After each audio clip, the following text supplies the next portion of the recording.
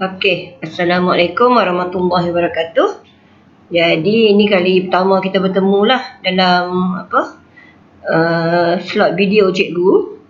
Jadi untuk tingkatan 4 tahun ni kita akan sempena cuti PKP ni kita akan mula dengan bab 3 iaitu konflik dunia dan pendudukan Jepun di negara kita. Jadi hari ni macam slot pengenalan sajalah.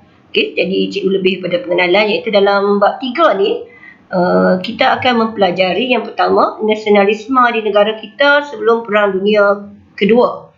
Cikgu harap di samping pelajar tu ada buku teks lah atau buku rujukan, ataupun nota yang cikgu dah send, pelajar boleh print lah, dan letak di tepi masa cikgu kita adakan sesi pembelajaran ni lah. Okey, jadi yang pertama kamu akan mempelajari nasionalisme di negara kita sebelum Perang Dunia Kedua. Dan yang kedua latar belakang Perang Dunia. Kamu akan mempelajari perkembangan Perang Dunia. Kamu akan mempelajari mengenai Perang Dunia Pertama, Perang Dunia Kedua yang berlaku di Asia Pasifik, kemudian faktor kedatangan Jepun ke negara kita, dasar pendudukan Jepun di negara kita, perjuangan rakyat menentang pendudukan Jepun, perkembangan gerakan nasionalisme tempatan dan pendudukan Jepun, dan keadaan negara kita selepas kekalahan Jepun. Jadi tajuk pada hari ini ialah nasionalisme di negara kita sebelum Perang Dunia. Adakah muncul semangat nasionalisme di negara kita sebelum Perang Dunia? Adakah muncul? Okey, jadi ini dah tentera Jepun lah. Tentera Jepun. Okey, nasionalisme di negara kita sebelum Perang Dunia. Okey. Nasionalisme di negara kita sebenarnya telah wujud sebelum Perang Dunia. Sebelum Perang Dunia, sejak awal abad ke-20 lagi, sebenarnya British telah berusaha, British telah berusaha untuk membendung gerakan Islam dari Timur Tengah. Dari Timur Tengah. Dan British dengan persetujuan Raja-Raja Melayu telah memperkenalkan enakmen Undang-Undang Islam.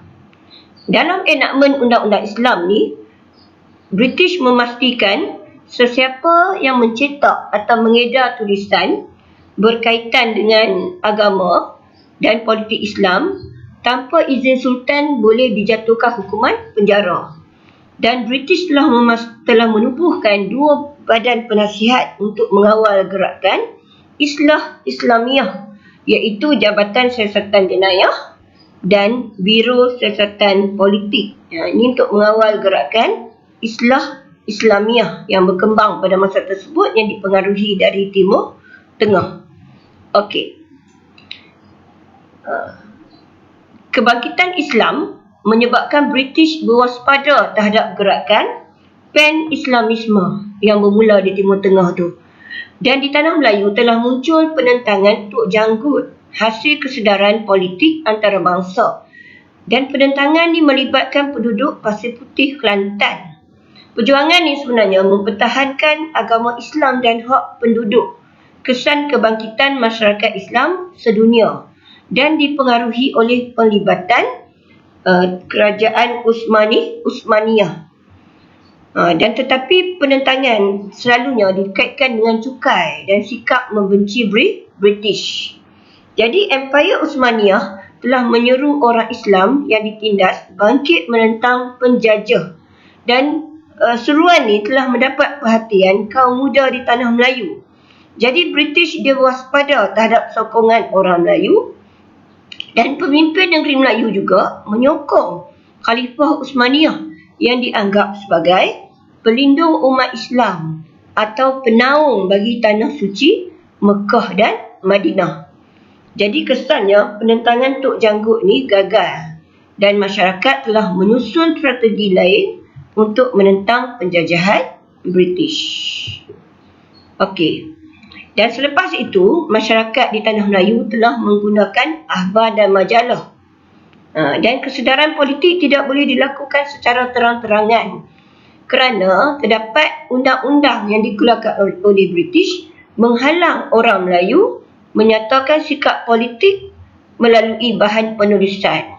Jadi orang Melayu nak menulis pun disukat oleh undang-undang British. Jadi ini telah mengawal kebebasan bersuara, penerbitan, kegiatan berpersatuan dan kegiatan yang mengancam kedudukan British. Okey, jadi ini soalannya. Pada tahun 1914, Empayar Uthmaniyah telah mengeluarkan fatwa untuk orang Islam. Mengapakah Empayar Uthmaniyah bertindak sedemikian? A. Mencetuskan revolusi agama. B. Menyeru menentang penjajah. C. Menyekat pengaruh penjajah. D. Menghapuskan fahaman sekularisme. Okey, jadi cikgu harap pelajar akan salin soalan ni, kemudian pelajar jawab dan tolong simpan dalam tolong tulis dalam buku latihan K1. K1. Ini untuk soalan objektif. Okey, jadi jawapannya menyeru menentang penjajah. Gambar 1 adalah akhbar utusan Melayu yang diterbitkan sebelum Perang Dunia Kedua. Apakah isu yang dimuatkan dalam akhbar tersebut? A. Kesedaran kebangsaan. B. Kemunduran rakyat. C. Kekejaman penjajah. D. Ketidakstabilan politik. Apakah isu yang dimuatkan dalam akhbar tu? Jadi dia lebih pada kesedaran kebangsaan. Okey, jadi cikgu nak pelajar juga salin soalan esei ni dan cuba pelajar jawab dalam buku K2.